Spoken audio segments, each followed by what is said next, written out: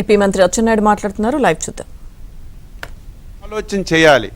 ఇది చంద్రబాబు నాయుడు గారు దత్తపుత్రిక, ఆయనే దీని కర్మ కర్త క్రియ.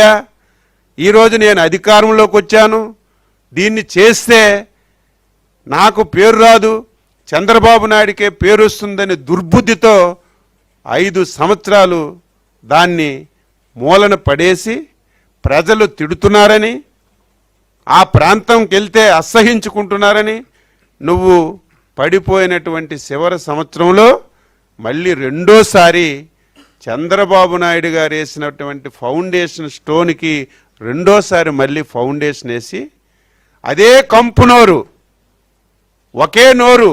కనీసం రాజకీయ నాయకులు కొన్ని తప్పులు మాట్లాడతారు, కొన్ని అవాస్తవాలు మాట్లాడతారు. ఎంత నిస్సగ్గుగా నీ నోటితోనే జిఎంఆర్ గారికి పెట్టుకున్నారు, జిఎంఆర్ గారికి పెట్టుకొని దోపిడీ చేయాలని ప్రయత్నం చేస్తున్నారని మాట్లాడినటువంటి నీ నోరు అధికారం వచ్చిన తర్వాత జిఎంఆర్ గారు మంచోళ్ళు, ఈ ప్రాంతం వాసి, చాలా చక్కగా చేస్తాడని నిస్సిగ్గుగా మాట్లాడుతుంటే ఈరోజు ఆశ్చర్యం పడుతున్నాం.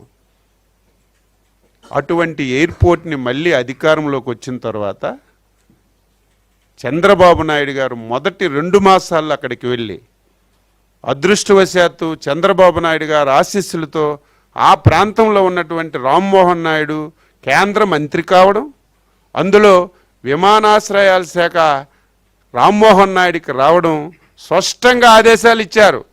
రామ్మోహన్ నాయుడు గారు 10 రోజులకి 15 రోజులకి రివ్యూ చేయి, ఎటువంటి ఇబ్బందులున్నా ఇబ్బందులన్నీ పరిష్కరించి ఎట్టి పరిస్థితిలో ఇచ్చిన టార్గెట్ కంటే 6 మాసాల ముందే భోగాపురం ఎయిర్పోర్ట్ పూర్తయి ప్రజలకు అంకితం చేయాలని స్పష్టమైన ఆదేశాలు ఇస్తే ఆ ఆదేశాలు పాటించి రివ్యూలు చేసి 6 మాసాల ముందే ఎయిర్పోర్ట్ పూర్తి చేయాలని నిర్ణయించుకొని 95% పూర్తి చేసి నిన్న ఫస్ట్ ఫ్లైటు ట్రయల్ రన్కి వచ్చిన తర్వాత మళ్ళీ దుర్మార్గులు బయటకు వచ్చి సోషల్ మీడియాలో నిన్నటి నుంచి మాట్లాడుతుంటే కనీసం ఆయనకి సిగ్గు లేకపోయినా అక్కడ బొత్స మాట్లాడుతుండే ఎయిర్పోర్ట్ మేము తెచ్చామని.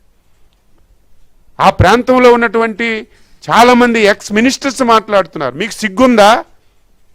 ఆ వీడియో చూడండి.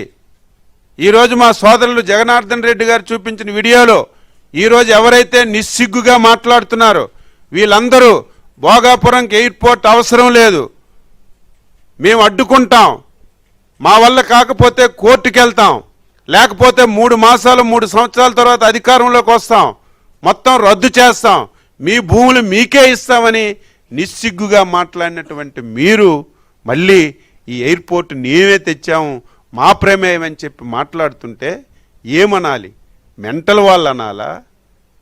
ఫేక్ ఫెలోస్ అనాలా? ఫేక్ మనుషులు అనాలా? ఏది పడితే అది మాట్లాడితే ప్రజలు నమ్ముతారు అనుకోవాలా అని చెప్పి ఈ సందర్భంగా తెలియజేస్తున్నాను. ఉత్తరాంధ్ర పౌరుడిగా చంద్రబాబు నాయుడు గారికి, ఎన్డీఏ ప్రభుత్వానికి జీవితాంతం రుణపడి ఉండాలి. ఉత్తరాంధ్ర అంటే వెనకబడిన ప్రాంతమనే కాదు, ఆ ప్రాంతంలో అవేర్నెస్ లేదు. పరిశ్రమలు రావాలన్నా, ఒక ప్రాజెక్ట్ రావాలన్నా యాజిటేషన్స్ విపరీతంగా ఉంటాయి. నాకు తెలిసి ఒక పరిశ్రమ లేకపోతే ఒక ఎయిర్పోర్ట్ ప్రారంభించి ఫస్ట్ మనం పూర్తి చేసే ఘనత ఈరోజు భోగాపురం ఎయిర్పోర్ట్కి వస్తుందంటే ఇది ఒక శుభ పరిణామం. మీరు ఎన్ని అవాకులు మాట్లాడినా, ఎన్ని అవాస్తవాలు మాట్లాడినా ప్రజలు తెలివైన వాళ్ళు.